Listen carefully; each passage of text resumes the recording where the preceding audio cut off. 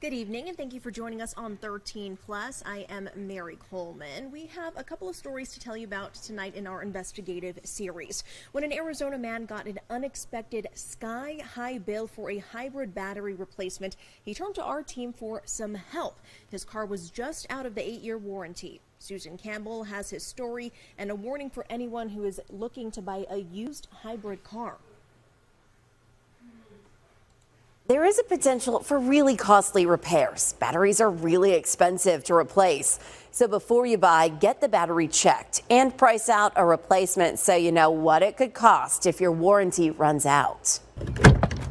When the check engine light went on, Lucas Turner knew he had a problem. But it was worse than he thought. Oh, I almost cried. The dealership's diagnosis for his 2014 Infiniti Hybrid with less than 70,000 miles on it was unexpected. They called me and said, "Oh, I got bad news, Mr. Turner. You need a new hybrid battery, and it's going to cost $18,000 for the battery and another $2,000 to have it installed." And I'm like, oh my God, my jaw dropped. Here's the bill. $20,744.90 for a new hybrid battery. Lucas bought the car about 3 years ago for $16,000 and just paid it off. I can't make this make sense in my mind. How does it cost $20,000 to just put a battery in a car that you only paid $16,000? When I bought the car, it came with the battery, came with wheels, came with a frame, came with a body, came with glass and everything, came with an engine, but they want $20 just for a battery?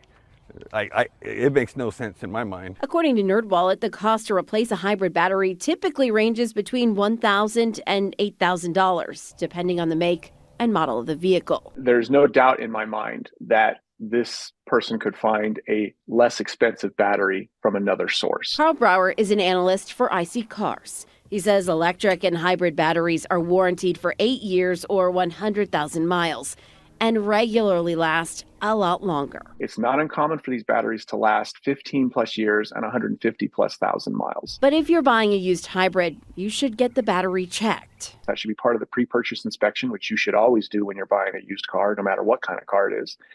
And if they can confirm the battery is in a healthy state, that's the first step. And if it's not in a healthy state, they should use that as a negotiation point, and they should research potential replacement costs. Lucas's car technically still runs, but he doesn't know how much longer it'll last without a costly repair.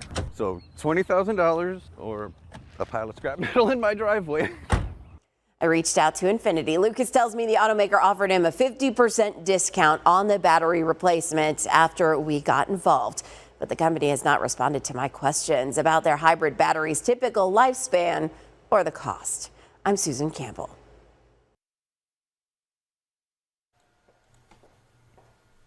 Well, it's not always something we like to talk about, but an important conversation to have in this next piece.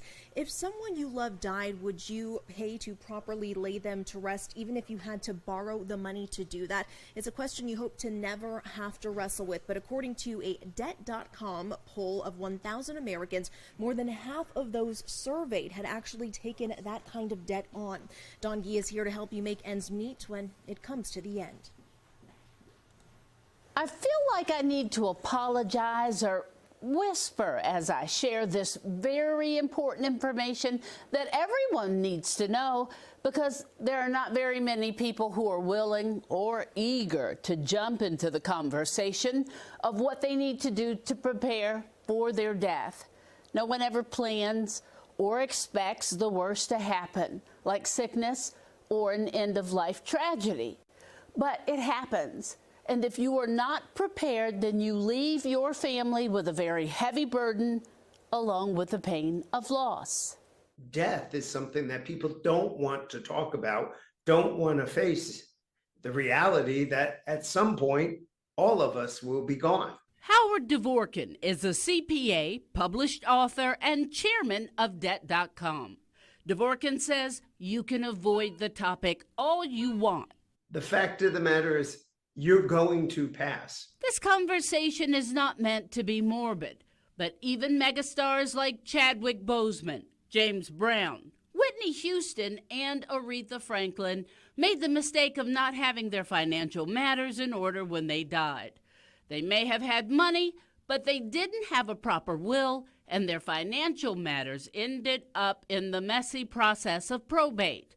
It took years, hundreds of thousands of dollars, and many trips to court to get it straight in each case. Make sure you sit down with a lawyer and figure out where you want your assets to go and how you want them distributed, because there's a lot of fighting involved sometimes when somebody dies. It was Benjamin Franklin who coined the phrase, "Nothing is certain but death and taxes." Well, it's expensive to die. Let's just face it. Dvorkin says their new Debt.com survey shows debt is so pervasive in our culture that it's literally a cradle-to-grave problem. Their poll shows 3 in 10 Americans go into debt to pay for family members' funerals. More than 50% of the time, it goes on high interest bearing credit cards, which can take you years and years to pay. Let your family know if you have life insurance, which will pay a lump sum amount to your designated beneficiaries when you die, or burial insurance, which is a life insurance policy specifically intended for your death-related expenses. Make sure that the insurance premiums, if I do have life insurance, are paid in full. Try to prepare for it. Figure out, plan, and plan some more, because we're all on this earth for a relatively short period of time.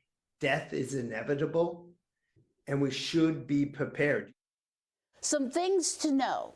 Set money aside in a savings account and name a payable on death beneficiary. Do not, hear me, do not put that person's name on the bank account, because if they have an unpaid debt, the debtor can go after this money. That's a whole different story. We don't have time for that. But you can buy a small whole life insurance policy, often known as burial insurance. You can also prepay for a funeral. Unfortunately, according to the National Funeral Directors Association, funeral home closures are not that unusual. Getting your money refunded or transferred can be a process. Look into all the things you need to do for peace of mind for your family and for yourself to make ends meet in the end. I'm Dawn G.